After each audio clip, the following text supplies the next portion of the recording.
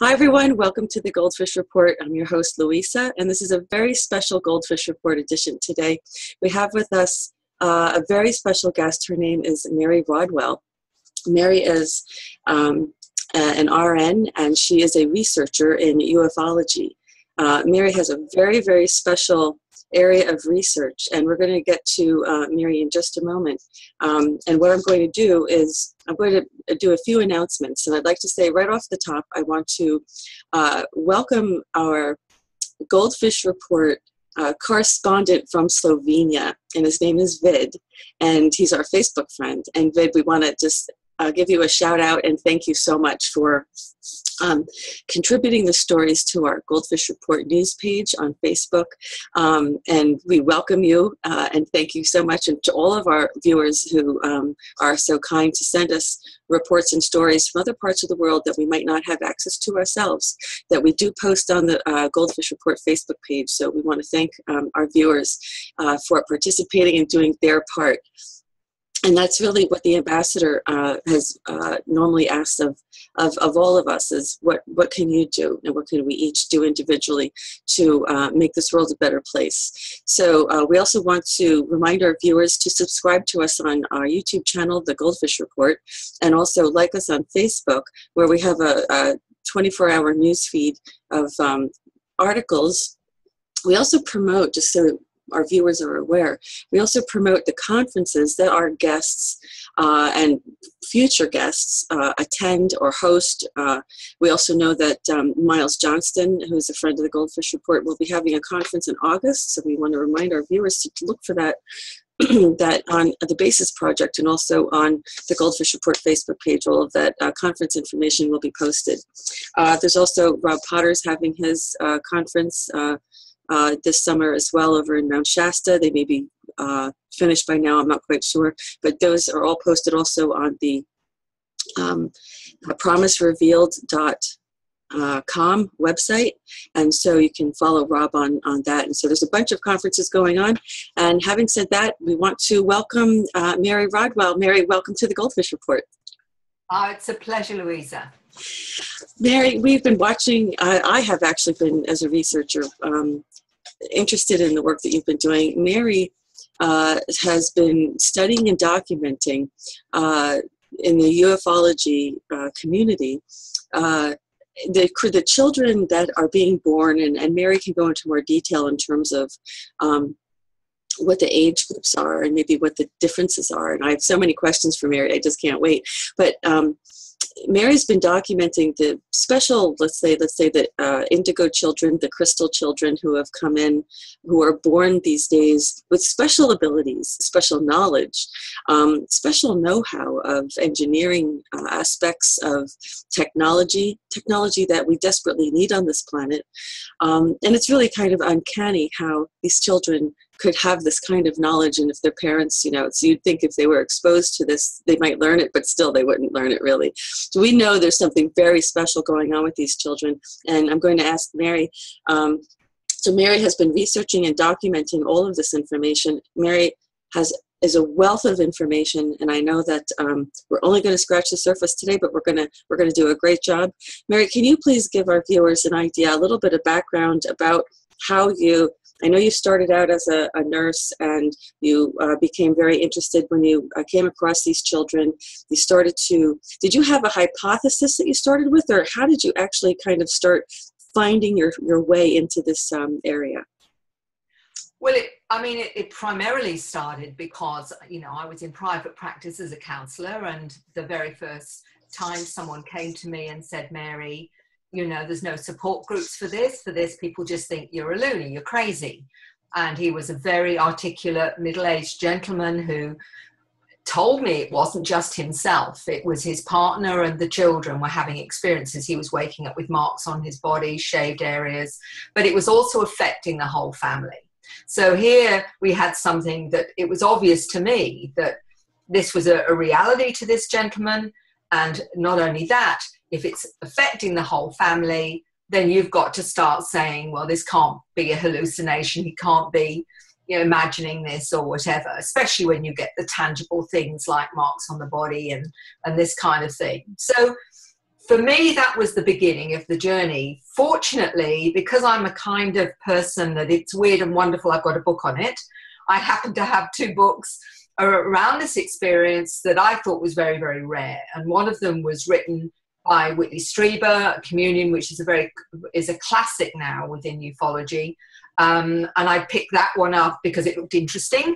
I didn't know anything about it, but it was interesting. And the other one was by Dr. John Mack, the Harvard professor of psychiatry, that wrote the book Abduction, Human Encounters with Aliens. And because it looked weird and wonderful, I picked it up because it looked fascinating.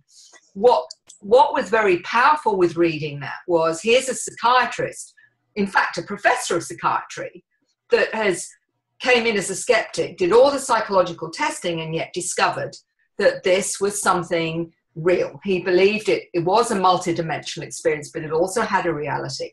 And from that, I was very, very impressed. So when this gentleman, synchronously, as these things seem to happen, I at least had something, a bit of a backup.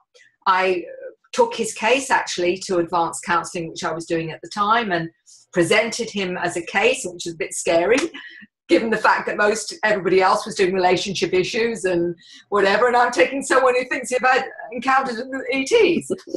But, you know, in for a penny, in for a pound, you know, I'm a counsellor for all experience. So I thought, well, right, you know, let's hear what you have to say. Interestingly, everyone in the group, that, you know, in supervision, there was a uniting minister and there was social workers and what have you. They all started to tell me about their weird and wonderful experiences, like one had been in a haunted house and whatever. So they didn't actually ever imply that they thought this gentleman was unwell, psychologically unwell. But what it showed me was we didn't have a way of tackling anomalous experiences, that nobody knew quite what to do. Well, Mary, isn't it part of it is because this has just been an area that's been classified. So we really haven't been we haven't been open and able to do this. So you're really a pioneer in this. And so you're kind of a trailblazer here.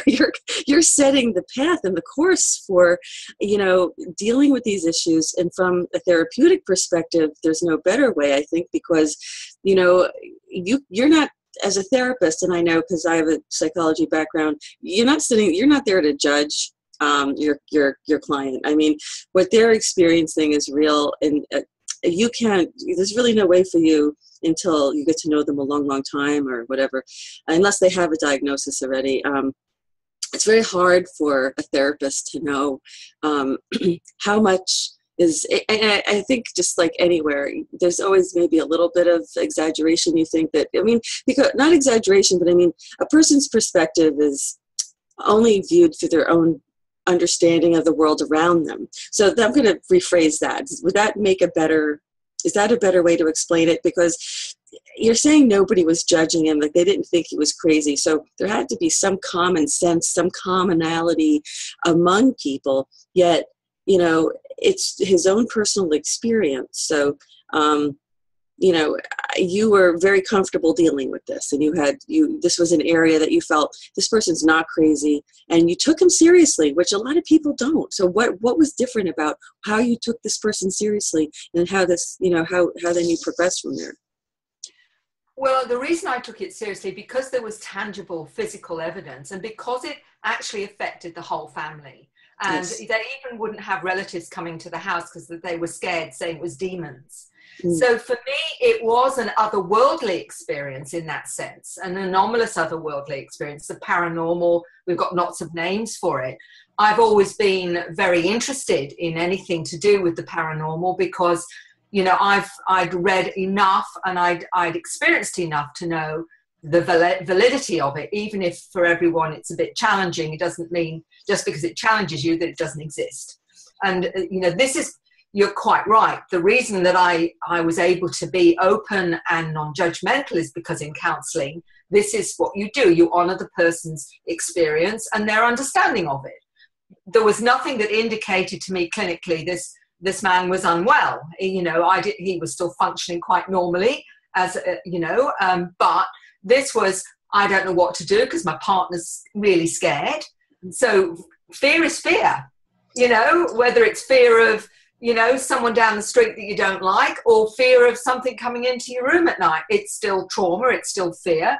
Your way therapeutically is in exactly the same way. How can you, you know, assist someone, empower someone, or at least get them to look at it through a different perspective? And it's really important that you say that I came first as a therapist, not as a researcher, because therapeutically I'm helping somebody through their experience, their reality of that experience, their subjective reality. So for me, that was the primary goal, was that. And that's amazing, because what you've been able to do, what I have understood, is you've really been able to kind of marry the clinical and the medical side of this from a scientific perspective. And of course, for people who are trained in the scientific method, you know, there's a process that you go through.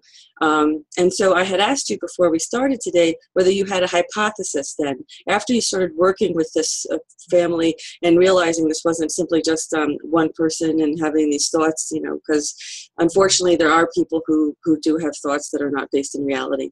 How did you know the difference? And from there, you know, did you then start to form a hypothesis, and how did you start to find the children? Where did it go from there? Yeah. Well, primarily it was adults that came. You know, it was interesting that how these things happen. That once you've met one, 2 weeks later, somebody else walked through the door that was having these kinds of experiences, and it was like, right, so it's not rare, you know. And then it went to starting up a support network, because nobody else was doing it, and because obviously there was a need. Whether or not it was ET or whether it was some anomalous experience, it can be very scary. And so this slowly opened up. I started to read more books on it. I got in touch with Dr. John Mack's institute as well. Also another one in the US that was supporting, you know, there were professionals supporting this whole thing. But ultimately, for me, I felt, well, there's nothing like this in Australia. I'm going to create a professional organization where people can feel safe to come and share their experiences. And because it's intergenerational, because it isn't just one person in a family, what most people don't understand is that if there's one person in the family having experience, it's very likely there's either siblings or the parents or the grandparents. And if you look at it, you actually, you know, I will say to them, what about your grandparents? Was any of them, you know, a little bit different? Or, you know, oh yes, granddad was always interested in UFOs and he always knew that there was something. And there's your line. There's your genetic line right there. But why is that, Mary? How did that how did you know? I mean, how is it that, what's the relationship? I'm always looking for the relationship between things. So I'm trying to get at, how did you come about knowing that, well, that other people in the family, that it was very likely that other people in the family, you know, were also having experiences? Because a lot of times people are just very isolated when they have these. They don't maybe even know.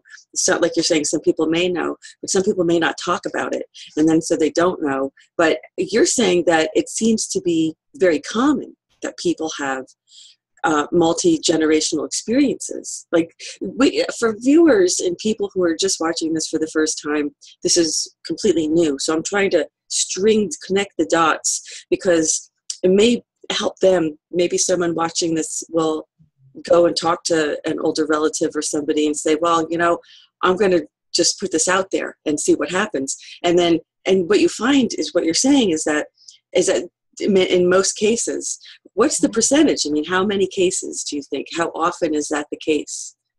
I think it's in every case, but it doesn't mean they all own it. Yeah. Because the reason they don't own it is because it's not something you talk about. And if you talk about it, then someone's going to think you're a bit crazy. And because the one person that's owning it is perhaps having difficulty with the rest of the family who don't want to own it, they will give them a hard time. So it's very hard for them then to know, well, where is the link? But they may say to me, oh, my grandmother was a bit fey, or she was always into the spirits or something or other. And I'd think, grandmother. So it's come down that line. So, you know, you can get them to say, oh, my mum was always interested in weird stuff, or, you know, and she saw a UFO once, but she never talked about it or whatever. So there's this huge thing around not talking about it. So, but when you start delving into it, you find another sibling, or you find that Uncle Joe had seen UFOs and whatever. And in fact, anyone who sees a UFO, one of the first things I'll say to them is, have you ever seen one before? Or have you ever had any strange experiences? And then all of a sudden, this whole thing opens up, because they say, oh, when I was 11, and actually I used to be really scared of the dark, and that I used to not be able to move. And then you actually see it all unfolding, but people haven't joined the dots. And that's part of the problem, is that they don't realize that this is intergenerational, that each generation, if you like, is an upgrade. And that's how it takes you to the children, because the children are a lot more conscious of their experiences than maybe their parents or their grandparents, because this wasn't what you talked about if you're 60, 70 or 80 years old. And to give you a very, very profound story, I was in Scandinavia, in Norway. And in Scandinavia, you just don't talk about this at all because you're crazy. And it's even better if you're, you know, in fact, it's better if you're a sexual predator than to admit that you've seen UFOs. I went to Norway thinking I'm going to have to be very careful what I speak about at this small conference in Norway. And in the end, I just laid it out there. I had people in tears afterwards. And one of them was a lady. She came up to me, she was 79 years old, and she said to me, you're the first person in my life that's spoken about what I've been experiencing all my life. Nobody understood. And she said, I'm a farmer's wife, and I used to call the sheep in with my mind, and nobody knew how I did it. You have just mentioned everything that I've ever experienced. Oh, that's amazing. That's amazing. And we heard about men that stare at goats, you know, and how with their minds they're, and then they goats sometimes. It's very interesting. That's amazing. What you're doing right now, Mary, is you're reaching the people who have had some kind of experience, who have not spoken out yet, and you're saying it's okay to talk about this. You're not going to be considered crazy just because we have some kind of social stigma, because this has been forbidden. This is forbidden. Okay, we haven't had the freedom to talk about it without people judging you, because if they don't have that same experience in their reality, then they're going to judge you for it. And there's nothing more important than, and as a therapist, I can see how important this is for you, and how cathartic it was for the woman who had somebody to finally identify with, and had someone who would understand them and not think that they're crazy.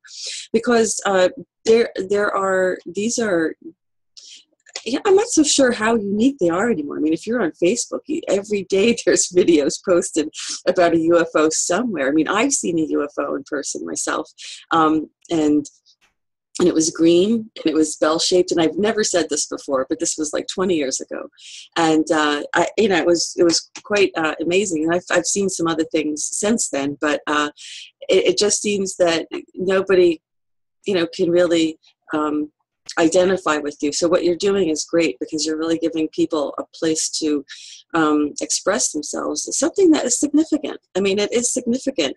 It's a significant experience.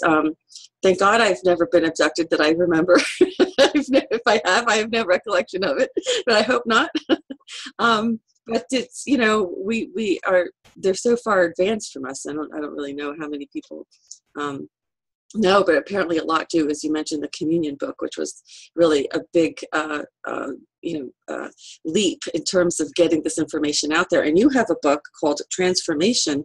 And I was going to ask you, you have another book coming out as well. Could you talk about your books a little bit? Like, what's the transformation? Actually, tell us a little bit about that. I'm sorry. No.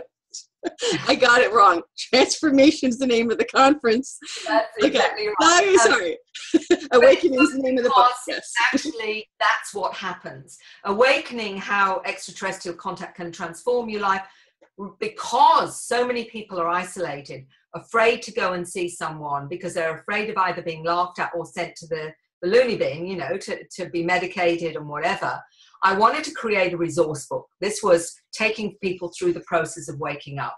How do you know you're not crazy? What do you do about the fear? Who do you resource? What's the difference between a researcher and a therapist? Because they have different focus. You know, what do you do if your kids are having experiences, missing pregnancies, implant, all the questions that I kept getting asked. So the book was about, okay, let's put it here, and then someone can help themselves, even if there's no one else that they can go to, they can do something to help themselves. So that was my first book. And, you know, since I've written it I've had over 3,000 cases anyway now. And I've got to the point where I want to take it that next step, which is, okay, not only you might be having your experiences, but the children are different. They have a different need because they're more conscious. They're not so fearful. And so there's a different requirement for the children, which is being identified as, you know, crystals, indigos, you know, children of light, golden children. There's so many names given to them. And metaphysicians have known about these new generations because they are different. I want to add to that ADHD, Asperger's, dyslexia, some forms of autism, because I believe they're new programs. And I think the reason for them is very, very significant. We are being upgraded, I believe, from all the evidence that I'm coming from, the DNA evidence and from a lot of other evidence that I'm writing about right now in my new book, The New Human. And one of the things that two scientists are saying is that the reason they appear dysfunctional is because we're trying to program them into a 3D box. They don't fit in it, like most of us don't fit in it, actually. And they certainly don't fit in it. So they can't, it's like saying, sorry, you've got two eyes, but we only want you to look at the pinhole of one eye because that's your reality. And they're saying, but it isn't. That isn't my reality. I'm seeing all of this. Right, and you're talking about consciousness here, Mary, aren't you? Absolutely. This is exactly what we're talking about. And, you know, what a lot of people look at ufology and whatever, and I've been very careful to keep it in the nuts and bolts scientific side to get credibility for it, but they have unfortunately ignored the multidimensional side of this, which is all the other experiences that are out of the box in terms of out-of-body experiences, near-death experiences. I think it's something like 38% have near-death experiences with this. Out-of-body experiences, something like 60. I mean, I've got them all down here. You know, in the free survey. So what we're saying is that they're having all these experiences as well as interactions with non-physical intelligent beings. Some of them are interdimensional, some of them are physical, some of them are extra-dimensional, and some are potentially those from our future. So this is the matrix. This is what we can experience in our multidimensional selves. And the children are conscious of it. It's not like, you know, they're going, like a lot of people who've had experiences in the older generations have shut down. They've shut down because they don't want to be judged. They don't want to think they're going crazy. So they shut down this awareness and are afraid of it, whereas the children aren't. And they're saying, but I am seeing my angel is over here and she's blue with a bald head, and she teaches me all about the origin of the species, and she teaches me about black holes and mathematics, etc. I mean, this is what 10-year-olds and 8-year-olds are telling me. Well, let me ask you, I mean, you mentioned the survey, and I know you talk about this in your newsletter, which is, I'm going to just screen share. I know we're maybe jumping ahead a little, but you mentioned it, so I want our viewers to know what it is that you're talking about. And I'm going to put this up. Yeah, here it is. 1 second. You have a newsletter that you publish, and is this in conjunction with Dr. Edgar Mitchell? Is this the... Yes. What from a CERN, eventually I connected with some wonderful people. One of them is Ray Hernandez, who is a lawyer that had, if you like, a very dramatic awakening to this experience by a huge UFO going over his house. His wife and his daughter saw the craft, and what happened with that was that he had a very sick dog, and this energy being healed his dog. From that, he contacted me, and from the result of that was connecting with Dr. Rudy Shield, who's an astrophysicist, who I met in 2010, who also, from that, we connected with Dr. Edgar Mitchell. And so we now have the Dr. Edgar Mitchell Foundation for Research into Extraterrestrial Encounters, free, which is about looking at human consciousness in the sense of all multidimensional experiences, whether or not it's a near-death experience, out-of-body experience, whether or not it's a shamanic experience.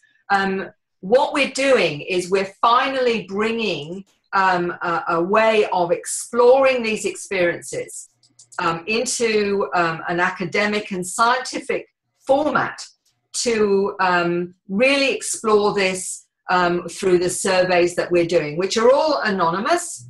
But what it's doing is giving us exactly what you're seeing now.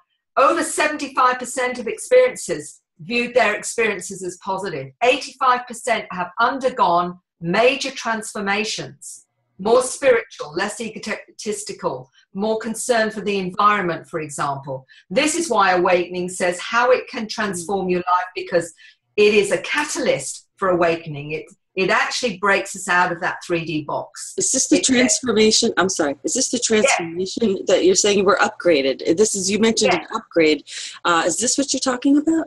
Yeah. What I'm saying is that through this experience, it basically triggers our awakening to our multidimensional selves, because we get conditioned and programmed from the moment of birth into a 3D paradigm, which is a box that actually doesn't fit. But we are programmed to believe that is the only reality. What we touch, feel, see, and hear, and you know, we can smell. But the other part of who we are, which is the one that intuits things, which senses things, which feels things, like we can feel energy or get information, you know, that just comes as a bright light or an inspiration. This is our multidimensional self. And what's happened is that we are conditioned out of it. We're told that we can't trust that.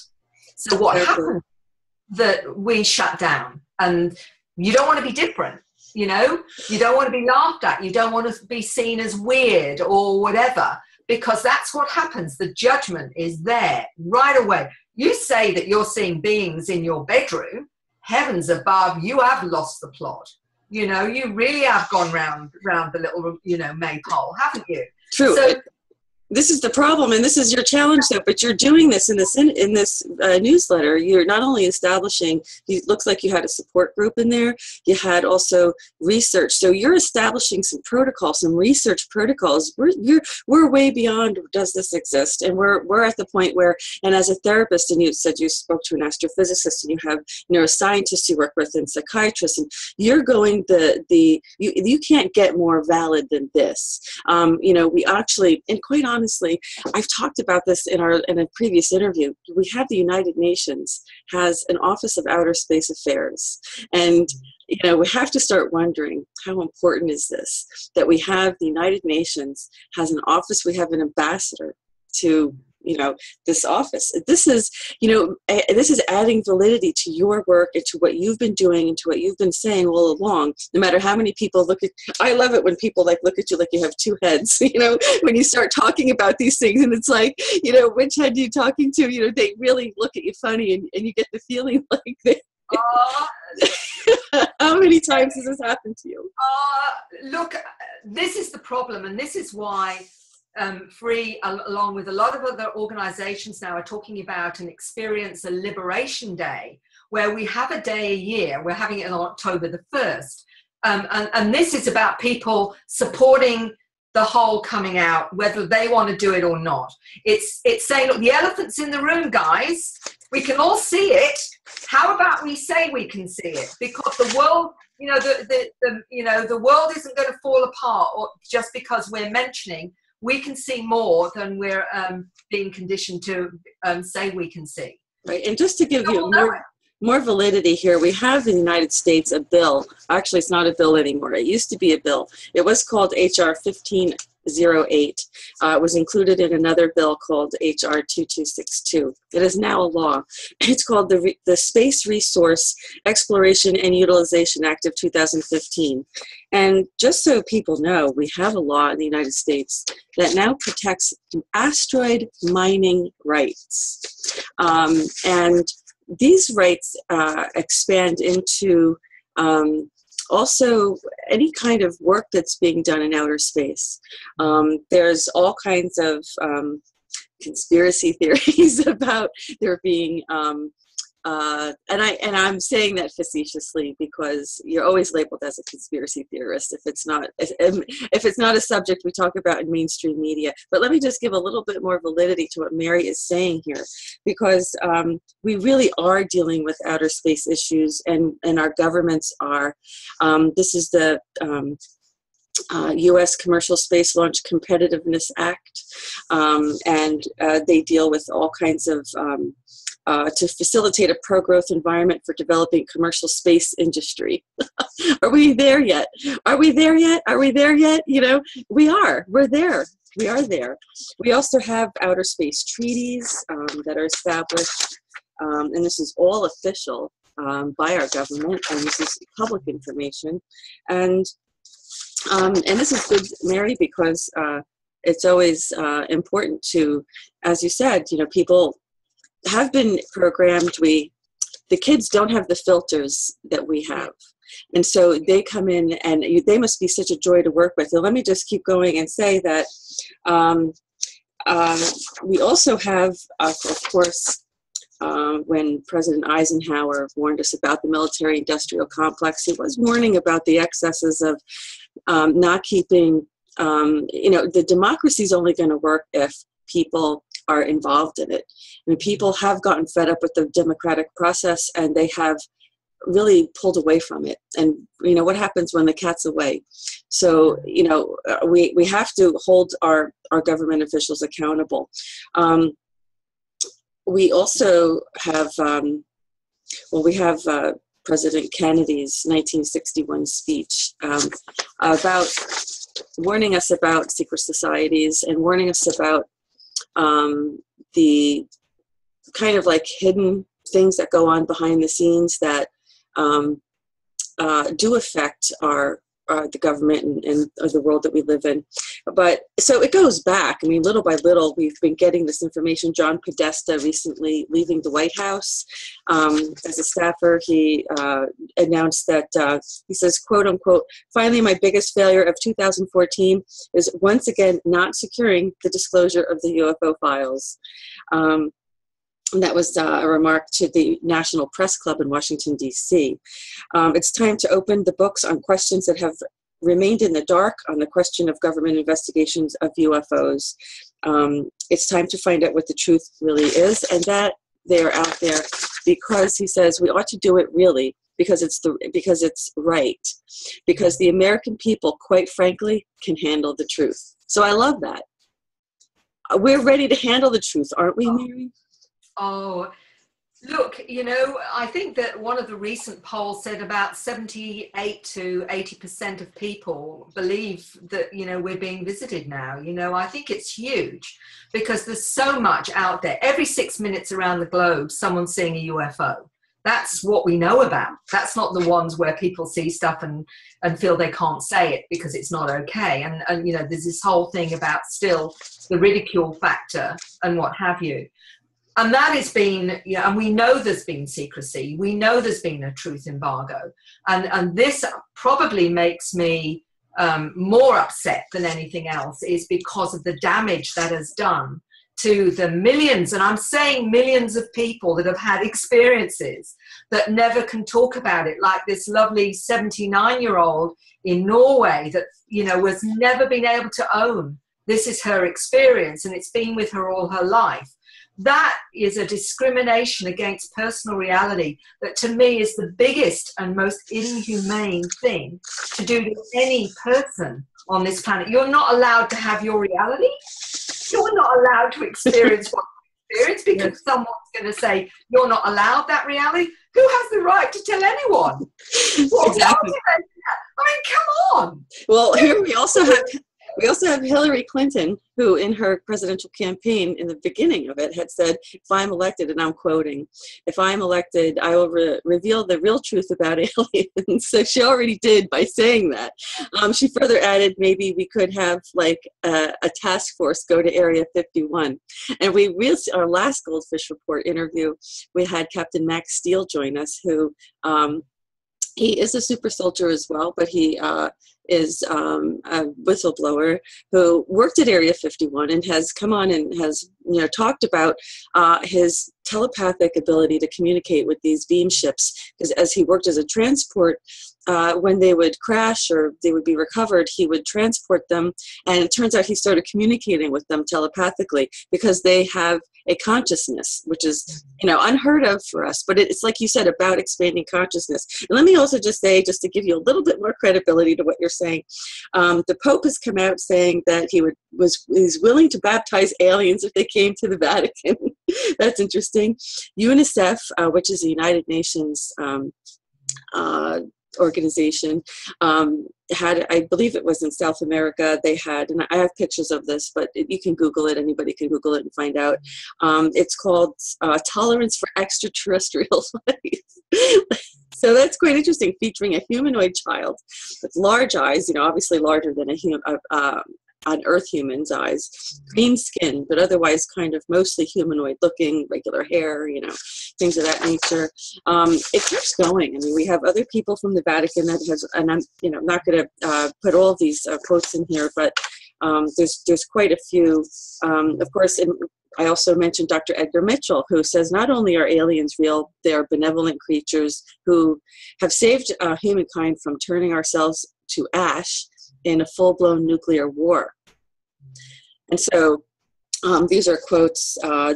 What we're doing, and you're saying it's an embargo on truth. It's an embargo on what has been going on. We have SpaceX also that has just announced that they have a Red Dragon rocket that will be launching in 2018 to do what? To start colonizing Mars. So, folks, it's time to really embrace this.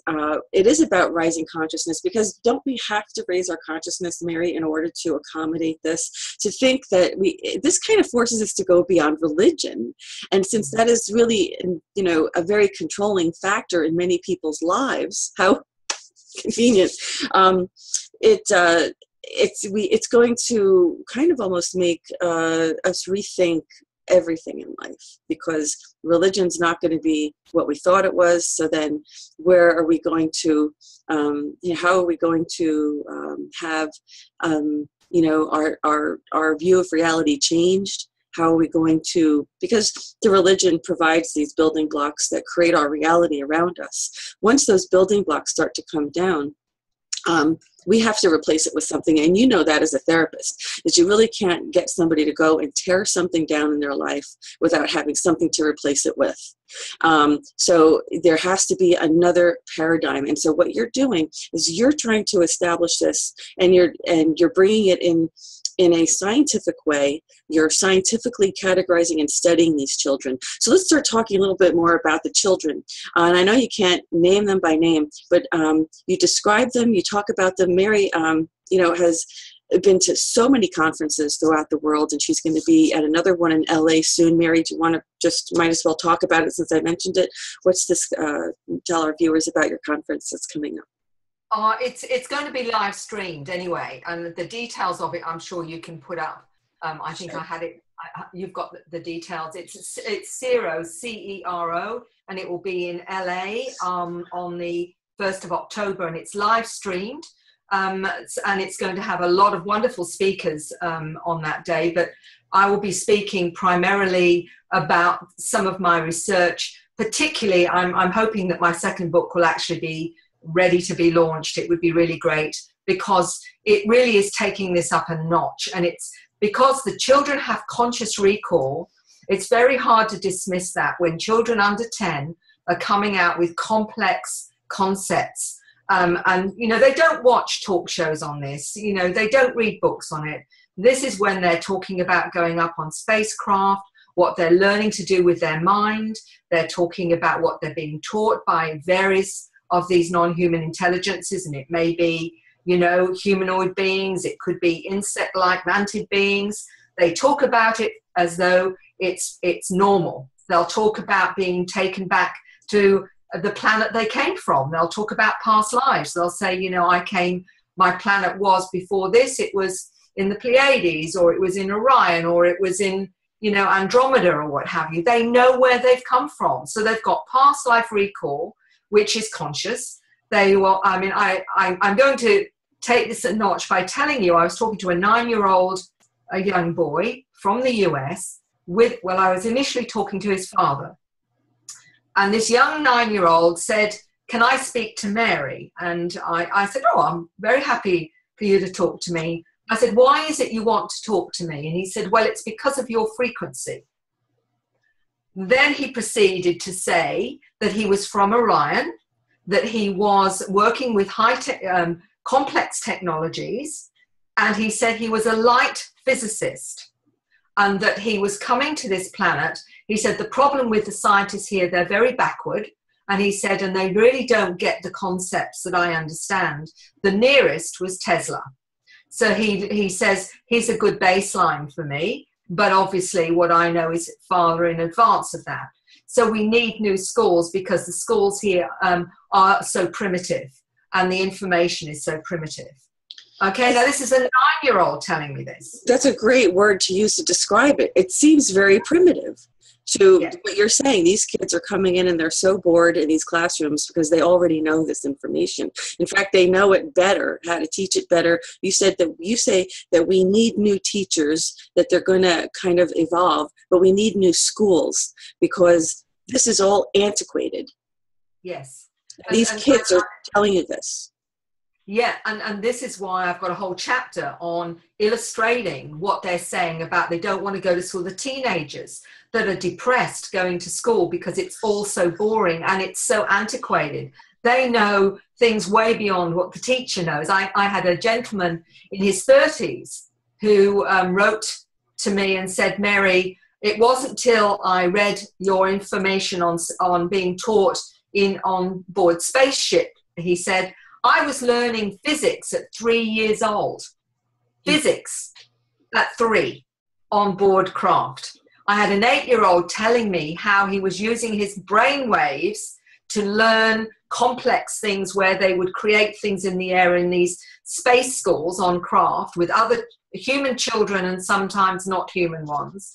And I said, "Well, what kind of complex subjects?" And he said to me quite casually, "I can't tell you because it's too complex for you." How old was he? He was 8. He was 8 years old. This is amazing. My place, you know, that was like, okay, too complex for me. Right. Everything from, you know, black holes to other universes, what they know about that, to who we are, how we've been genetically modified. The children will talk about the genetic modification that is being done where they're shown it. They're shown it on the craft. I'm sorry to interrupt. I want to get to that. That's a really important point. You're talking about so many things, Mary, and I want our viewers to know we're not going to get into a lot of depth on the topics because we can't in this interview. We're going to have Mary come back and join us, and we're going to select certain topics. Once we've done this introduction to Mary's work, we're going to then go back into these topics because really we need to do a show on almost, you know, different groups of topics like a new psychological model, the whole DNA issue, which I do want to get into a little bit right now. But Mary, for the parents, so you're talking about something here. How, you know, these aren't kids that are just using their imagination. I mean, what can you tell parents out there who may be viewing this right now, who have children who have reported things to them, and they're just thinking it's their imagination? I mean, what we need to do is really foster these children. We have to foster a safe place for them to talk about this. The parents may or may not be comfortable with this, but what do you suggest to parents? What do they do? You don't want to shut these kids down, but what do you suggest as a therapist? What do you suggest? As a therapist, one of the most important things is to listen, because if you actually shut them down or say that that's not a reality, what you do is create confusion in their reality. And the one really important point an experiencer in her 50s said to me, Mary, when I was a child and I started to see things and experience things and I got information, I mentioned it to my mother and she said, there's no such thing. That's not real. And she said, I lived where I was confused about what reality was for 40, 50 years until I realized that actually it was a reality, but my mum obviously wasn't comfortable with it. So the first point is to listen. You know, even if it's, you know, it's not part of something that you're aware of or you're comfortable with, the child needs to know that what they're experiencing is something that you're prepared to listen to. Even if you don't fully understand it, they need to know it's okay. One of the most heartbreaking things an 8-year-old said to his mother and to me when he first came to speak to me and tell me what was going on for him and his experiences, he looked at me and apparently he'd said the same thing to his mother when she started to hear him. He said, so you mean I'm not crazy? So here we have an 8-year-old questioning their sanity. See, already by 8 years old, they're picking up enough of the programs in society to realize that this is forbidden. So they're internalizing this. They're internalizing this. They're picking it up in the various ways that they do, and that's interesting. And so, what should parents do?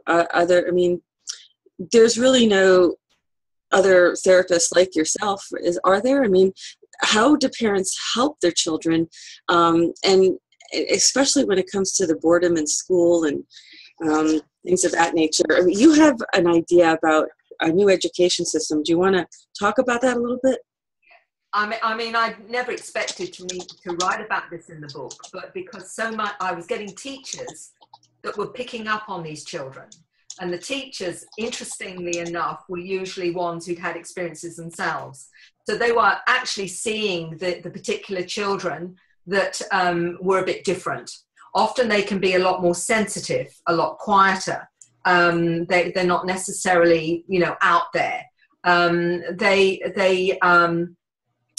can often be really very, very private. Don't want to mix so well, because what a lot of people don't realize is they're hypersensitive. A lot of them are very empathic. So they're sensing a whole lot more around them than the average. To give you an example of this, I'll give you 2 things that people need to know about these new children, these new generations.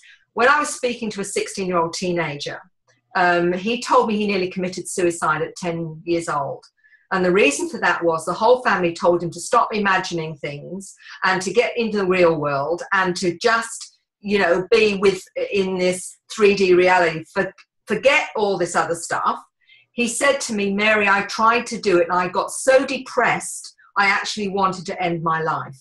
So I thought to myself, well, even if they don't like it, I need to be in my other world because it's the only thing that nurtures me. He said, but the trouble is going to school with that awareness, because a lot of these children are telepathic. They can pick up on energies, thoughts, emotions. He said, I would be bombarded in the classroom if someone had had a bad night with their parents or were abused or whatever. I would pick up on all of that. And it was so awful and so difficult. I just didn't want to go to school. I found it too overpowering because of being bombarded with all that information and that awareness. So he was caught between a brick and a hard place. Mm. If he shuts down, he gets depressed because it shuts down everything that nurtures him.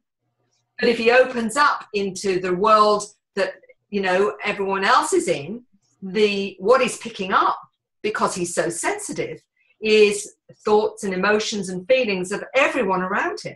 So you're saying these kids not only are empathic, these are kids that are telepathic. These kids that have telekinesis. I noticed that you had written about this. You spoke about this at your conference, and I'm going to just screen share this for a second. This is one of the lectures that Mary had given, and you can explain. This is phenomenal, folks. I mean, I'm going to post the links to this. You have to listen to this. This is really really, Mary's on the cutting edge of this information. This is called Transformation, which is what I mistakenly called your book. Your book is called Awakening. So this is Transformation. So I'm sorry, I got up there very early. Mary's in Australia, and I'm on the East Coast of the US. And so our time zones are 14 hours apart. So I was a little sleepy, but I'm okay. I'm doing good. But it was an early morning for me, and it's a late night for Mary. So we're trying to, plug away here. This is called Transformation. Mary, can you tell us a little bit about this real quick? Because we have to guide our viewers to this so they know, where to find it. Well, what the viewers will get is not only how the surveys that we've been doing with over nearly 3,000 individuals now is indicating that most people who have experiences are changed, completely changed. It's a transformative experience. And I go into the data that we have collated. There has been no other organization across the globe that's done what we have done with the two heading the team. One's a neuroscientist, Dr. Bob Davis. The other one's Dr. Klimo. Both of them, are professors that have collated all of this material. So we've got that, but with that, what I've incorporated into that is some of the DNA evidence that we're changing. One of them is a molecular biologist who's also an experiencer. So she talks about her multidimensional experiences right from a child, but she's also talking about the new human, a quantum or the letter people, and this is incorporating ADHD and whatever, because she knows what you can do to support them, which means that they have you can actually help the ADHD individual with certain diet and with certain vitamins, because she herself, vitamin B's particularly, that actually supports them in managing this 3D reality, because she was one of them. She calls them letter people, and she's one of them. Right, and this is what you're saying is that we have scientists, we have doctors, we have professors who are embracing their own personal experiences, and because of that, they are courageous enough to, and in fact probably comes very natural to them, to eventually dive into exploring this and incorporating this into their research or their practice, and combined together, you're all coming up with paradigms, new paradigms, discoveries. This is phenomenal. I mean, this is really phenomenal because, again, we can't say because it's not in your reality that it doesn't exist. It's in the reality for some people. And now this DNA, this is really fascinating. We've also done, excuse my voice is a little rough, hoarse. We've also done a GoldFish report where we had some guests on, some researchers on, who talked about, well, we're supposed to have 3 spirals to our DNA, that we have a metagene factor, which gives us these incredible abilities, which is what you said before, back to something that you said before about how we were genetically manipulated. Now, so you're saying that these new kids are already coming in repaired. Is that what you're saying? That they already they're upgraded? They've already found, I think it was in LA, in the Californian hospital of LA, where they found one child initially that was born with AIDS. Within a few years, somehow or other, he no longer had the illness, and they found that he had 24 codons switched on against the normal 20. They've now found 1% of the children they've tested that have this 24 codon switched on, which means they're almost immune to most things. And we're talking about these kids, they are operating faster, their brains work faster, they are more able to utilize their abilities such as clairvoyance, clairaudience, telekinesis, telepathy. The interesting thing with that too is they talk about being taught how to use these skills in the space schools. They talk about going up onto craft or going to their planet of origin and being taught how to use these skills so they can recognize what's going on with them, so they're not frightened of it. They actually know what to do. That's amazing. The switches are turned on, the DNA, so they're more multi-dimensional. Now, these are the indigo. Can you give us a little bit of a breakdown? What's the difference between an indigo, a crystal child, or do you, these are the kids that you deal with then. This is why we have a label for them. I hate that we have a label for them, but we have a label for them. But it's only so that we can communicate. We can have a vernacular that we share, that we can communicate about these children. So what is the difference? Because you're talking about, they have all these telekinesis, they have metaphysics. What's the difference?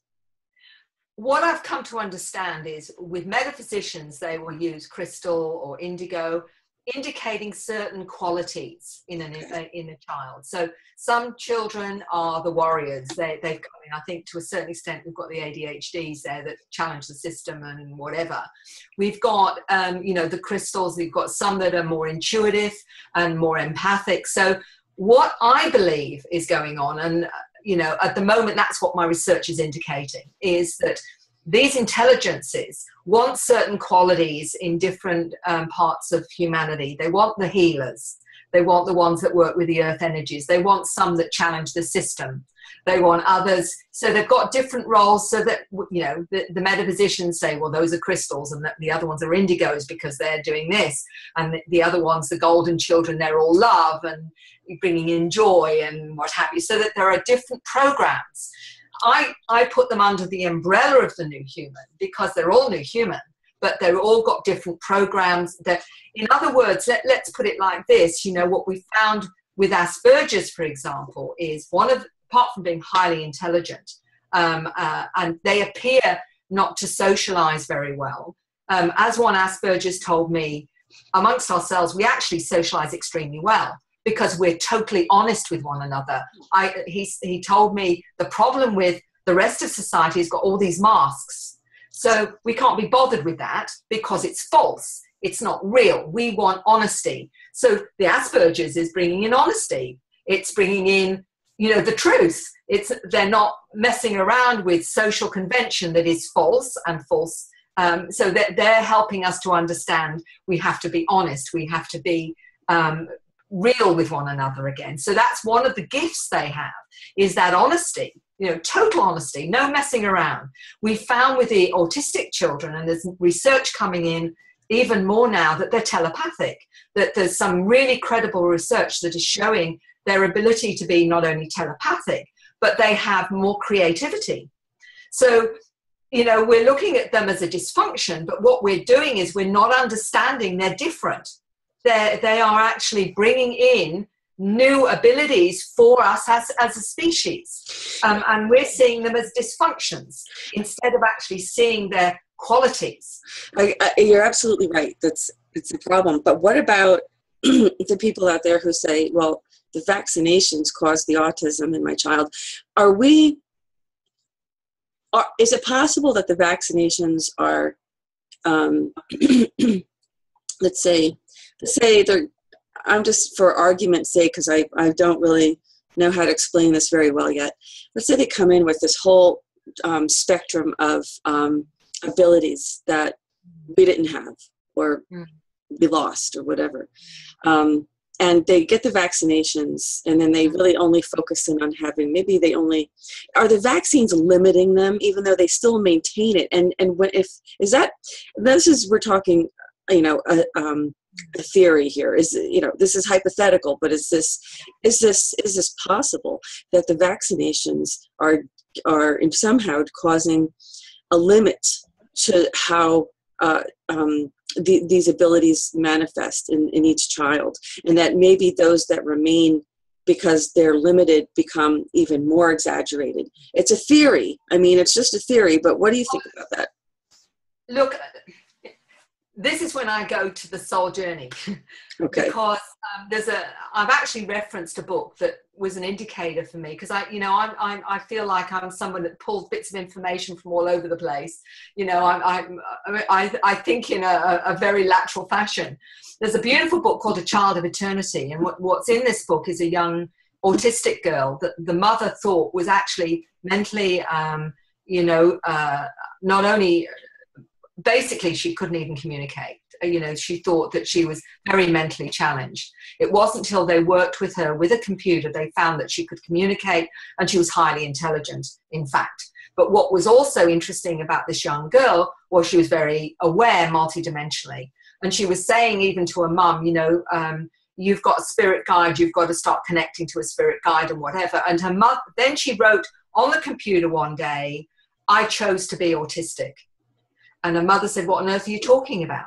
And she said, when I was in your uterus as a fetus, I limited certain nutrients so that I would be born autistic because I needed to learn what it was like to go within.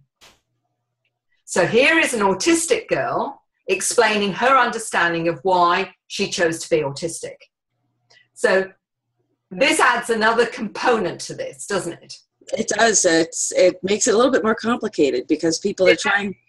Doesn't that's about the soul journey. Now, I know I understand the problem with the fact that some people are born autistic, and I'm saying certain types of autism, but we do also have this big query around vaccinations. For a lot of us, it's not a query, but for some, it might be.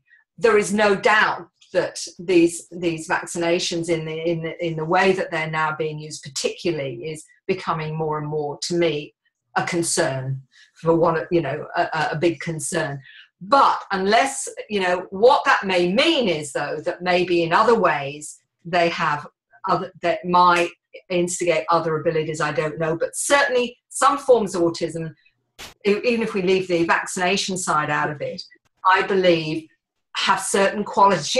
Einstein, I'm pretty certain it was Tesla, and I'm not sure if it was Einstein as well, were actually autistic. I know Tesla was. I know he was autistic, by the way. I don't know if you're aware of that. But I think, and I'm almost certain Einstein was, and a few others, Beethoven, I think it's another one, all autistic. Yeah, I wasn't aware of that. I mean, I know that Mozart had some, it was known that he was a bit on the eccentric side and had some strange behaviors. Yeah. But of course, again, we're, like you said, I like how you said it's the soul journey, because, you've got to start wondering that these people did come into, they did incarnate, and at specific times that had an effect. I mean, Mozart's music is just, phenomenal. It's all sacred geometry. I mean, when I look at some geometric patterns, I see the music in it. So, because I'm trained in classical music as a composer, actually. And I can see it and I hear it and I listen. When I hear some music, I see geometric patterns. So, I mean, it's a very, very interesting way to do that. But Mary, what we're talking about too is a new psychological model that, the DSM, the Diagnostic Statistical Manual for mental health, for the American Psychological Association has published for making diagnosis. I'll be honest with you. I mean, they have a diagnosis for everything on this planet. That's just absolutely. It's bizarre. I mean, there's now you now have a diagnosis if you're concerned about your health, about good health.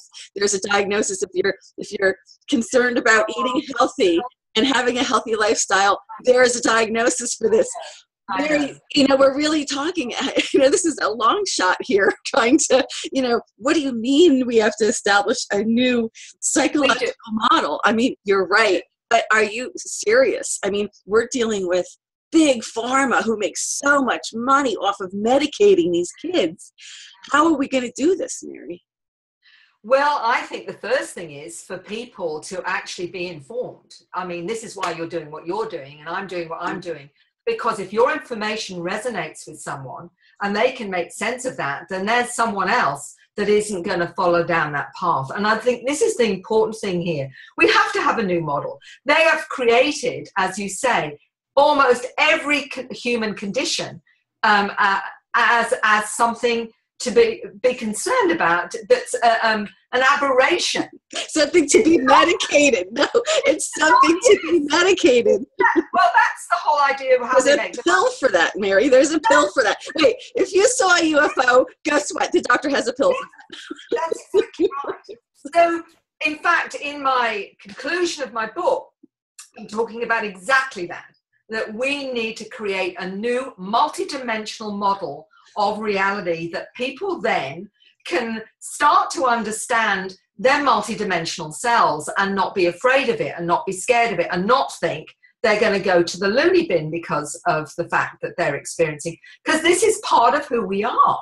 You know, I wanted to have you in on our last Exopolitics interview where we were talking about the psychology of disclosure, because we had Cobra, we had Randy Kramer, we had Rob Potter, and everybody was talking about this. And Cobra seems to think that we are dealing with this in a 3D world. He seems to think that the whole disclosure, and we're not just talking about, ET, UFO disclosure, we're talking about you and I are talking about this like it's no big deal to us, like it's information that we're used to, which it is, that we're used to coming across. But to some people, the idea of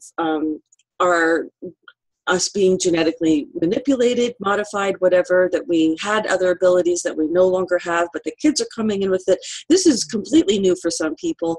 But Cobra says, that we're going to go into a new dimension. We're going to raise our frequency. We're going to deal with this in a 4D consciousness, not in a 3D consciousness.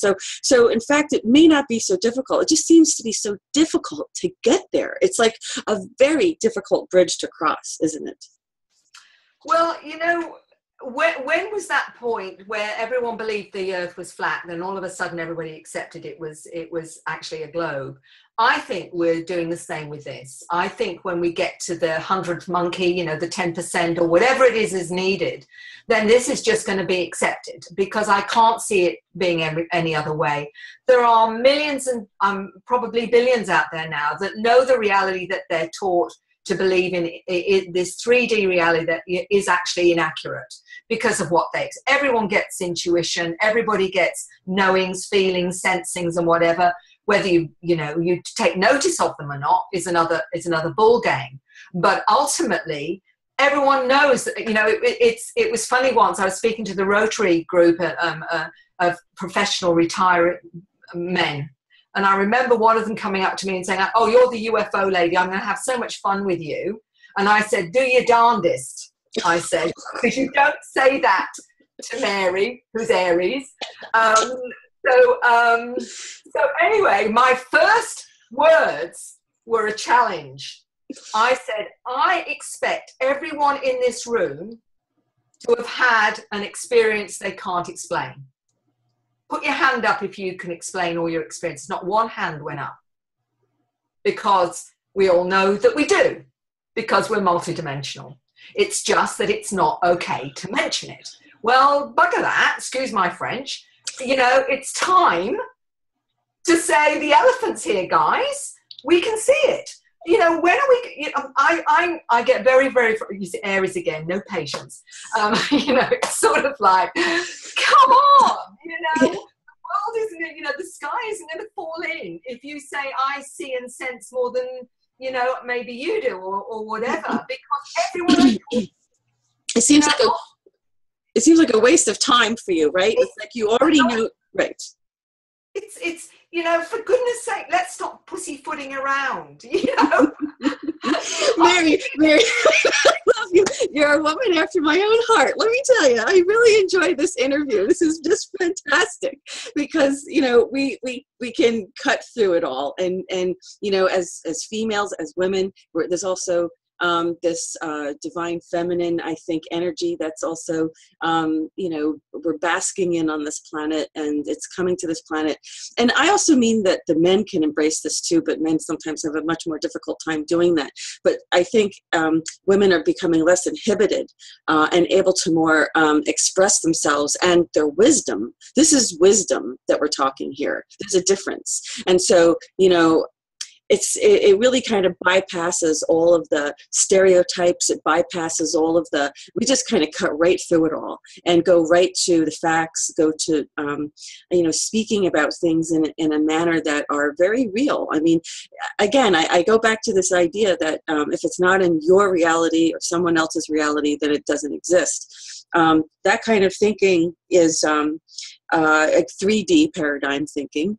And I think that when we're talking about going into the fourth dimension paradigm, how did that come about, Mary? I mean, are we?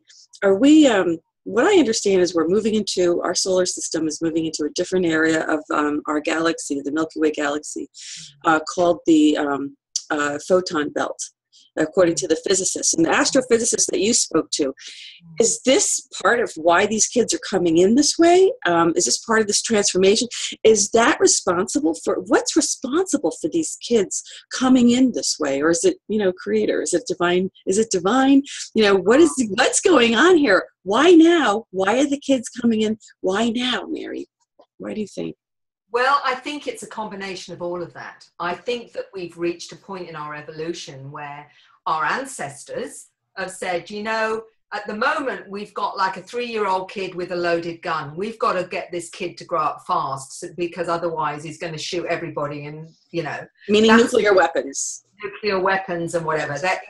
We've got to work hard here and upgrade them fast so they get the message. So, of course, these generations, I think, have been accelerated in terms of their awareness to come in and bring that new knowledge, that new awareness, and everything that we need to make this planet the way it should really be. On top of that, we're getting all these frequencies from the sun, from the galactic center, that are also affecting everything, including us biologically as well. So the frequencies are coming in with that. They're coming in with the children and their frequency. They're bringing in the frequencies through music, through artwork, through the scripts, the star languages. All of these are different ways that they are triggering and assisting us to activate. So that, it's all about frequency as far as I can see. It's all about frequency, which is really one of the first comments you made in our interview today about, I wanted to talk to Mary because of her frequency and because he's a light, what did you say? He was a light physicist? What does that mean? This is phenomenal. This is fantastic what these kids are. What does that mean? Look, he says the trouble is the schools on this planet, he said, are not geared for someone like me because of his awareness and whatever. This is why, we're talking about providing the environment for these children that are being educated off planet a lot of the time, that have this downloading of information as, even the children that talk about being in the classroom and getting information from their angels or their guides or their ETs. When the teacher's saying something that's not correct, they're being told, don't listen to that, that's rubbish, that's not correct or whatever. They tell me this is what they get. One young girl telling me, she sees the little grey next to her, giving her information and saying, don't take any notice of that because that's not correct or whatever. We've got to provide a completely different way of looking at supporting these children. And it will be the children educating us into what they need for them to do what they've come here to do. So it's actually a reversal of roles here, where we'll do the nurturing because they've still got an 8-year-old body or a 10-year-old body and they've still got to operate in a 3D left brain side as well. But we've also got to find out what they need to, with their skills and awareness, to actually manifest what they've come here to do. So, it isn't about us telling them. It's for us to listen to what they need so we can provide it so they can do what is necessary or whatever it is that they have the ability for. Mary, if it wasn't for your research, we wouldn't know this. We wouldn't know this, or we wouldn't know how to help them. We wouldn't know that we need to do something special. Is anyone else doing this besides yourself? Because I really have never heard of anyone else doing this besides yourself. Well, there are people realizing we need a new type of school, and there's a lady in South America that contacted me, and she's an anthropologist educator, and she said that the way that she's wanting to get the educational system there is to provide a more open kind of educational system. She doesn't use the ET aspect of it, and there are children being taught how to use their extra senses. There's some in India. They're doing it in China super psychics, where they know these children can move things with their mind, that they have telekinetic abilities. They can read with various parts of their body. These are what I talk about. They're already there, but they're seeing them as super psychics. They're not fully embracing the fact that the reason they're here is because they're being upgraded by a lot of the genetic modification that's going where those with experiences go up. They take genetic material. Sometimes that genetic material at some point is altered, or it's had added DNA from one or two species. As one 8-year-old said, that his real family was the mantid beings, which are the insect-like beings, because that's his real family, and that he goes up on the craft to connect with them, and when he dies, he will go back to his mantid origins, you know, and these are insect-like beings that look like praying mantis, but they're his family, you know. Wow. This is comfortable for him because that's his actual family. Now you've also said something about these other languages. These are not Earth languages, are they? What are these? They come in with this knowledge of other languages and not an origin of Earth. Can you explain about that? Yeah, the star languages or light languages, they seem to mostly come from the origin of the individual that finds themselves articulating this naturally. Often, you know, if it's a healer, they'll suddenly find themselves coming out with this light language or star language, and it can be connected to their origins, their star origins. But some of them are old Earth languages as well, because if you think about it, the languages came from our origins anyway. Yes. Like the Lemurian language, for example, still coming from out there. But, you know, I've got one gentleman that spoke Lemurian to me. Absolutely wonderful. And he actually speaks 4 or 5 different types of languages. Some of them are star languages. I've got those that literally have said, this is what is spoken on my planet or whatever. But the healers are bringing in the languages because what we've discovered is that frequency can change DNA.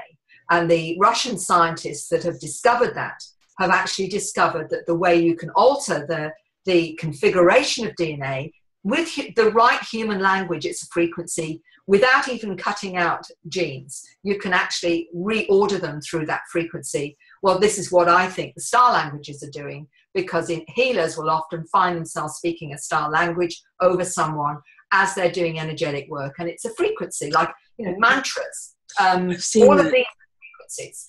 What about airy fairy? It actually is quite understandable from both, you know, the physical and non-physical aspect. Well, I think it was both Tesla and Einstein who said that everything is energy. Yeah. Everything is frequency. Everything is energy. So it makes sense. So did they say what frequency? Is there a specific frequency, or is there... What I need to say is that when I talk to people with experiences, some may say they've come from other dimensions, other planetary systems. So they're coming in with the frequency of that particular planet, okay, or that particular dimension. As a 10-year-old told me, he came through a portal in the sun. That's where he came from. So what I think is happening with this variety of languages is that, you know, it's a frequency for that particular individual. So if a healer's saying one language to one and maybe a different one to someone else, it's because that's the appropriate frequency for that individual that's got the markers from their origins or whatever as well. This is really complex, but it also makes sense if you think that we're a makeup of our ancestors. You know, if our original ancestors were from Orion or from, you know, Andromeda or whatever, we will, and I believe we're all coming in with different gifts from those places. And those gifts are what are helping. Like a 17-year-old from New Zealand told me he's an ambassador from Arcturus. He speaks Arcturian. He's 17, and he said, I've come as an ecological engineer. I'm going to show how to build, you know, habitat that will fit in with the environment. That's his mandate for coming here. Well, you give him the GoldFish Report number and have him come onto the GoldFish Report and tell us how to do this. Because if these kids are here to make these changes, then it's the onus of duty is, excuse me, on people like myself and other people who have a media outlet to get that information out. And also, I think I saw one time a healer who had her hands over someone's body, just as you were explaining. And I think what I understood was that each organ, and tell me if you've come across this in your research, actually vibrates at a different frequency. And that, so you have to know those frequencies in order to, I guess, recalibrate that frequency. It's like tuning an instrument. Does this make sense? Are you getting information like this? Oh, absolutely. I've actually, one of my last chapters is actually an MD, a GP, a beautiful lady who basically went from a 3D world and got activated and now works shamanically with her patients. And she uses mantras, star languages and frequencies to recalibrate them, to activate them. And she reckons that she's actually working literally at molecular level. And this is what she's doing as her work now.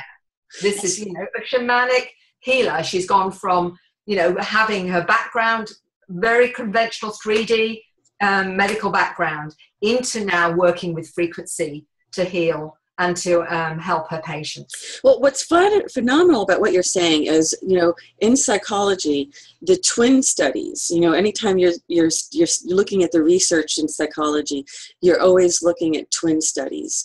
And the reason that it's so significant is it goes to show that really only about 40% of our DNA is really what makes us who we are, and 60% comes from our environment. And it does go to show the impact that our environment has on our DNA and on our behavior and on our, you know, our abilities, our skills. So what you're saying is that these are not fixed, that the DNA can change, that we can really, and so how much of this is in our mind, Mary? Well, you know, it's interesting because, you know, Dr. Bruce Lipton talks about the biology of belief, that in fact that the DNA, we're not DNA determined. We can have predispositions to things, and it does say what color hair or color eyes, whatever. But our environment that starts in utero, everything we're getting in utero, messages and emotions from the mother, right through to when we're born, we're being conditioned and programmed from that moment to accept a certain reality. We're told what's real, we're told what's not real. These new kids have to learn what solid is because they see everything as energy. They have to learn what solid is, which, you know, because they're not seeing it as solid, they're seeing it as a frequency. So you know, this is how we get slowly shut down to seeing our reality like this, when in fact it's all of this. Right. So it's going back to that. We are now going back to that, and this is where the shift will happen. And this is why you know, it has to happen, because we've shut down everything that nurtures us. You know, our connection to everything that actually makes sense of this. It's like we're looking through this tiny little window and we're expected to work it out, when in fact that's not actually what we're experiencing. We're experiencing the matrix, and we, you know, this is using all of who we are. Mary, I think just from talking to you in this interview so far, I think I have come up with something quite significant, and I think that I don't know if you've really realized the implications of your research on humanity. You're not just doing research on these children. You're doing research on humanity, because what you're talking about is about humanity. It's about what humanity needs to heal. It's about the path humanity has taken. It's about helping humanity, but through your research with these children and how you're going about doing it in a scientific method, in a scientific manner. And I just, you know, it just occurred to me as you're speaking that this is huge. This isn't simply just what you're discovering, isn't simply only limited to these children. This has a much grander implication for mankind, for humanity in general, because this is telling us who we are. It's telling us what we can be and what we can do, and that we all can do this, and that we need to start that process for ourselves. This is far beyond simply just the children, because the children are the ones, like you said, they're the ones who are going to fix this planet. They're going to fix this world.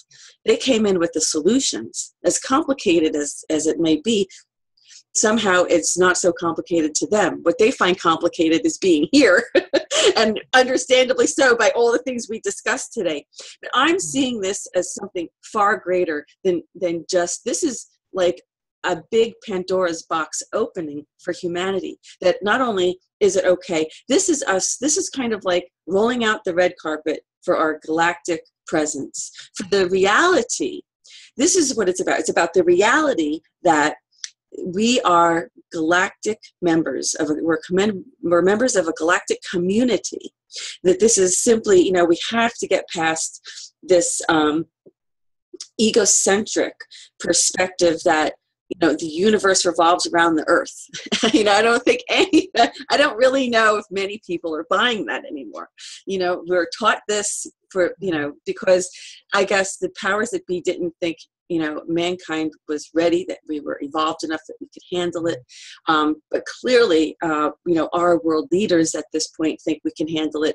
And the evidence that we are ready is that these children are coming in. Is that what you would say? Is that like, what conclusion are you making from the fact that this is happening now? Are we ready? Oh, we're ready because the kids are coming in and they're actually have what we need, and it's everywhere. I'm noticing these children across the planet, you know, getting letters from, you know, South America, Africa, Europe, obviously, you know, North America, and right across the board. I'm getting parents write to me saying, my child, like, you know, in Scandinavia, one mother wrote to me, my 9-year-old daughter speaks 3 star languages, and one of them, she says, heals water. So she speaks this frequency at water and it purifies it. And she said, the mother said, the water tastes different, Mary. You know, it really does taste different. So she's speaking a frequency that is changing the nature of water. Well, Dr. Emoto showed us that, though. Yes, Dr. Emoto showed us that. Yeah. That, you know, we know that prayer, music, intent can change the nature of water through Masaru Emoto's research. You know, that's just one example that we've seen the evidence of that. Here is a child knowing what frequency to speak at water to purify it. She's 9 years old. This is what we're talking about. Mary, you have the best job. I mean, you like have all the insights to all the you know, solutions on the planet. I think everybody needs to be contacting Mary to find the solutions to getting these children. We need a conference with these children. Can you imagine what would happen if these children came together in a conference and, you know, sat down and dealt with the issues that the G20 world leaders sit at and don't seem to resolve anything about, that we still have to have war. We still have to, I mean, to me, this doesn't come natural, okay? Wherever my soul came from, wherever I traveled from, I came here and I just said, this is all wrong, you know, and it never changed. My feeling about this never changed. This planet, this doesn't have to be this way. You know, we know love, and love is what, you know, it's what drives, it's what drives us. It's what keeps us going. Because really, a planet without love, who would want to live there? You know, and that's really, I think, ultimately where this is all going. I mean, these kids are very loving. I think, you know, some of them may like to stay, you know, by themselves because they may feel overstimulated by their environment. But I don't think there's any lack of love with these children, is there, Mary? Oh, not at all. I mean, they do have a rough time sometimes, and a lot of them can react to that and shut down or whatever. And they still have human challenges. You know, they still have to realize they might be born in a dysfunctional family where they're having to transcend that, for example. But if you notice, a lot of the young children that are being on these talent shows, for example, you've got 8, 9, and 10 and 11-year-old children having this wonderful singing voice. What do you think they're doing? They're bringing in the frequencies, and that's why they have this wonderful voice that gets exposed. Right. But they're bringing in the frequencies that way. We need to have star kids. Yeah, we need to have a conference with these kids. I think we need to let the 10-year-olds run the world. What do you think, Mary? Oh, look. There are some already that are you know, these young people that are going out and saying what's right. They're all starseeds. You can see from the way where they're coming from. Yeah. So that they're there. It's just that what we have to do now is to get enough people to support them so that we can actually give them what they need to do what they've come here to do. That's our job as the ones bridging the 3D world into the multidimensional. We're the ones that are facilitating that so that we can give them what they need. My fear is that they almost seem ready with the knowledge now that they need to get that out and get it down. What's going to happen to them, Mary, the longer they're here? are they going to lose some of these abilities? I mean, I fear that for them, that this is not going, you're saying a lot of them have a difficult time here. You can understand why. And is that going to be counterproductive for them? I mean, what do you think? There is going to be a loss with some of them, but I think there's so many now coming to the planet, that ultimately it's going to be very much the 100th monkey. I really feel that there's going to be a point.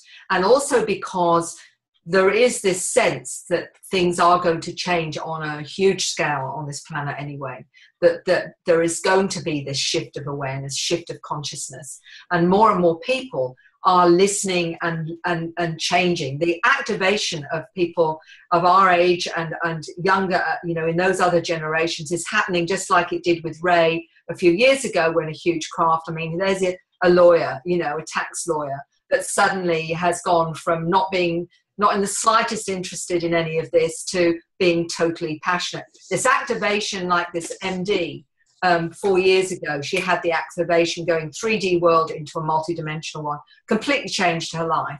This is what's going on with the other generations. They're having that activation at certain points in their lives. The children are born with it, but the older ones are being activated. And this is what's happening right across the planet. With everyone, when they reach a certain level, it's almost like, right, you're being triggered. One lady, a nurse, came to my presentation, heard the languages, came up to me. She started writing symbols directly after hearing the language. It triggered her. Interesting, because the last GoldFish report we did with Captain Max Steele, he was explaining when he was at Area 51 how he could interpret the symbols on the beam ship, and that this was the way they were communicating. And even in the panel where you place your hands, it reads your DNA in order to, and your frequency in order to allow you to power these ships. It had to do with these symbols. This is phenomenal. Mary, it's been an hour and a half already, and I can tell you this has just flown by. We're coming up to an hour and a half, and I don't know how much energy you have left in you. I know it's quite late there, and I know that I usually like to keep it about an hour and a half, but I want to spend the just last few minutes kind of, and I want to just say this again.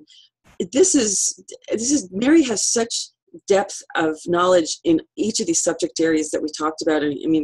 All these broad ranges.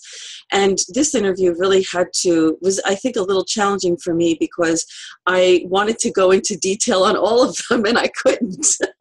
And I had to stay, I had to keep this going so that I could bring out the range of issues that Mary is talking about and what she's discovered in her research.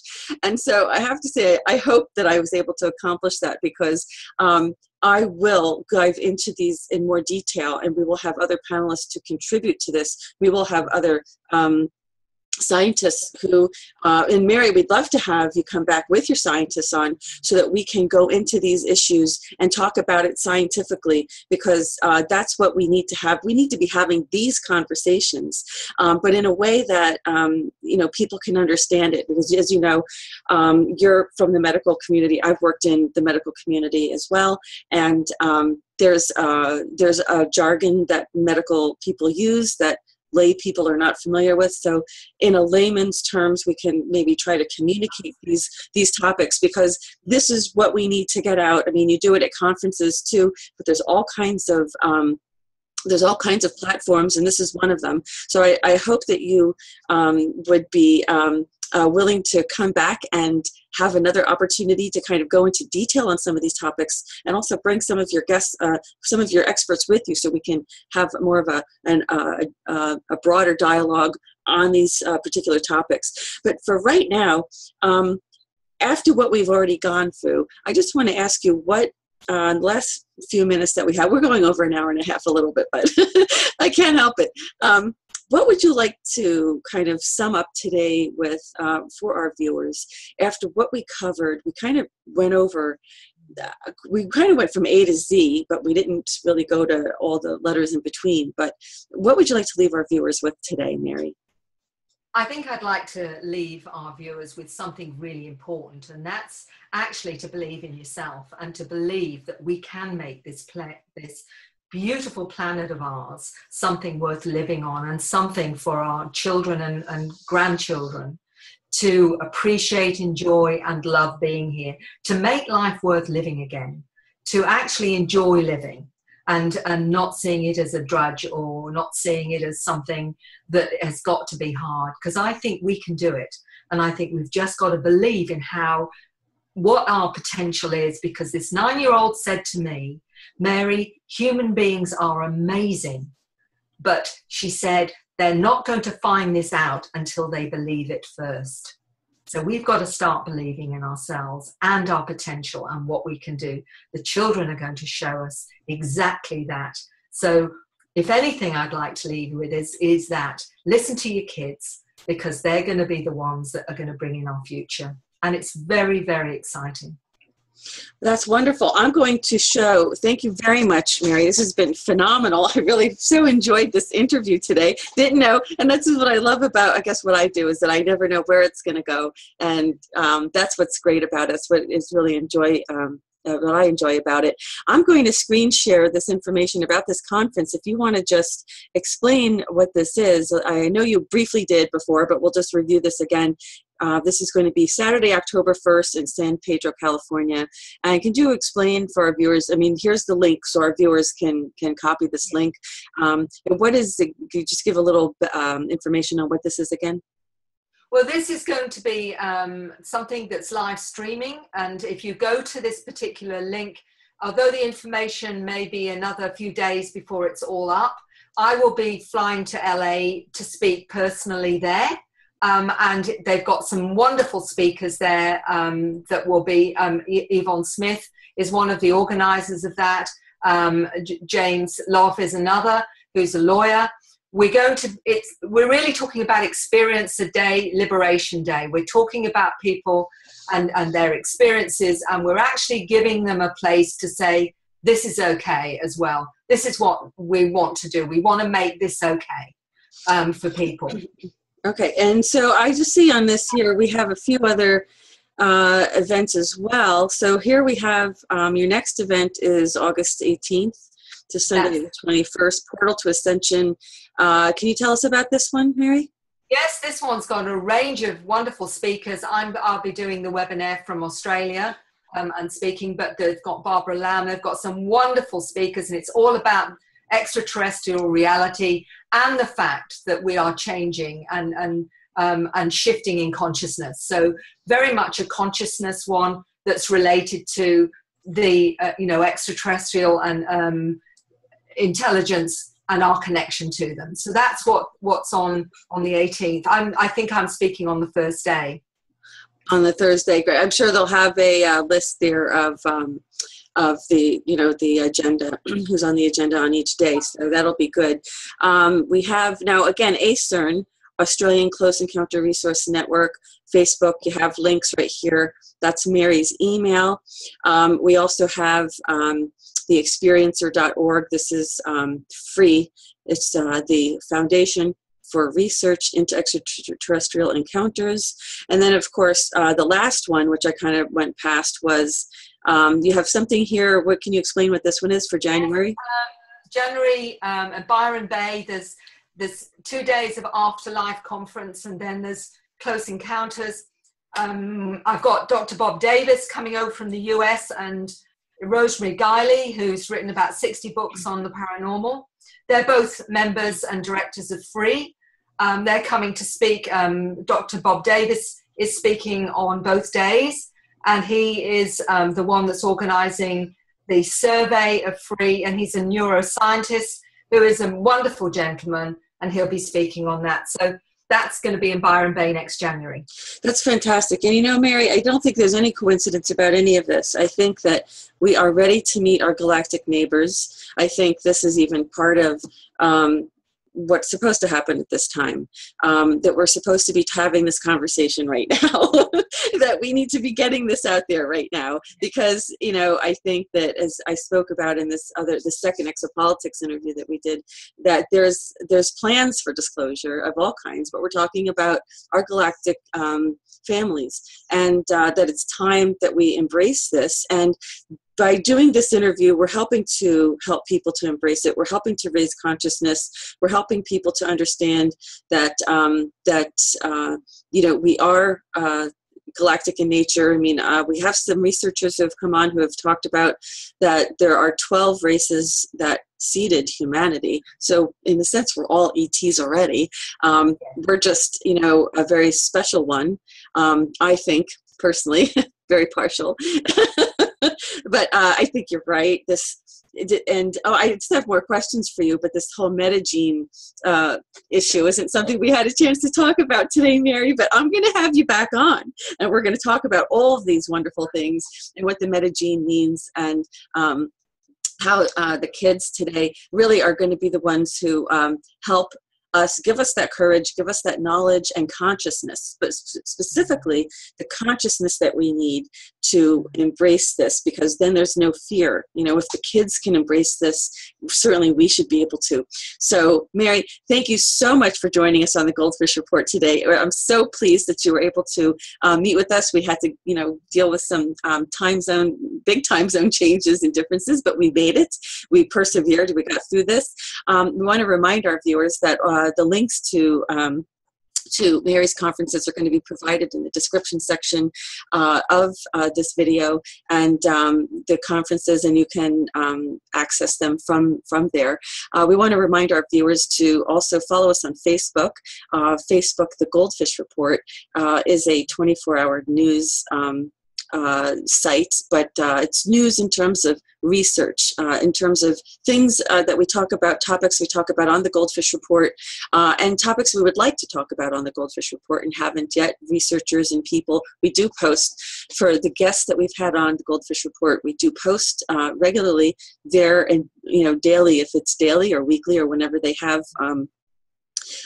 messages or news that they want to get out. We do post our guests there and their conferences, and also follow us on YouTube as well. Subscribe to our YouTube channel, and you'll get our GoldFish reports when they come out.